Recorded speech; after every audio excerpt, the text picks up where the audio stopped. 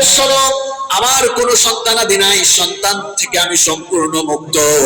আল্লাহ তাআলা সূরা মারিয়ামের 35 নম্বর আয়াতে বললেন, মা কানা লিল্লাহি আইয়াত্তাখিযা মিন ওয়ালাদিন সুবহানা ইযা ক্বাদা আমরান ফাইন্নামা ইয়াকুলু লাহু কুন ফায়াকুন।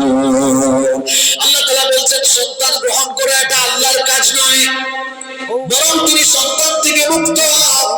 তোমরা যারা বলছো পৃথিবীতে বাপ ছাড়া সন্তান আসে কেমনে, আমি আল্লাহ বলছি শোনো, আমি যখন কোনো কাজ করার সিদ্ধান্ত নেই তখন আমি শুধু যদি বলি হও, সঙ্গে সঙ্গে হয়ে যায়, সেটা কার হুকুমে? বর্তমান দুনিয়ায় এই আকীদায়, এই বিশ্বাসে অনেক মানুষ আছে, তাদের কানে যদি আমাদের আলোচনা যায়, সে সকল খ্রিস্টানদেরকে বলবো, যারা মনে করো বাপ ছাড়া দুনিয়াতে মানুষ আবার কেমনে আসে, বাপ ছাড়া কেবল নারীর পেট থেকে কেমনে সন্তান আসে, এই জবাব মোল্লা দেওয়া লাগবে না। এই জবাবটা দিয়েছেন কে? আল্লাহ তাআলা বলছেন শোনো, বাপ ছাড়া দুনিয়াতে কেমনে সন্তান আসতে পারে শোনো।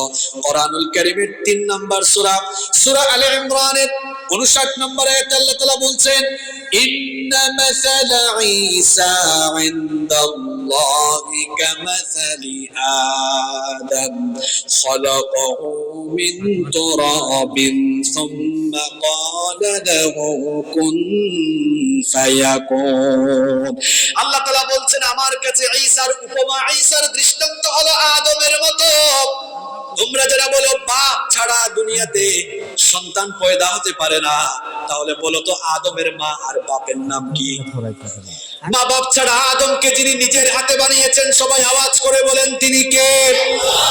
আল্লাহ তাআলা বলছেন যে সকল মানুষেরা বলো বাপ ছাড়া দুনিয়ায় মানুষ সৃষ্টি হতে পারে না, মানুষ আসতে পারে না, তোমাদের কাছে আমার প্রশ্ন হলো আদমের বাপের নাম কি, আদমের মায়ের নাম কি? আদম তো বাপ মা ছাড়া দুনিয়াতে এসেছেন। আদম আলাইহিস সালামকে মা বাপ ছাড়া যিনি তার নিজের হাত দিয়ে বানিয়েছেন, সবাই বলেন তো তিনি কে? আল্লাহ তাআলা মূলত ঈসা আলাইহিস সালামকে দুনিয়াতে বাপ ছাড়া পাঠানোর একটা উদ্দেশ্য আছে। উদ্দেশ্য হলো গোটা দুনিয়ার মানুষ যেন আল্লাহর কুদরত বুঝতে পারে।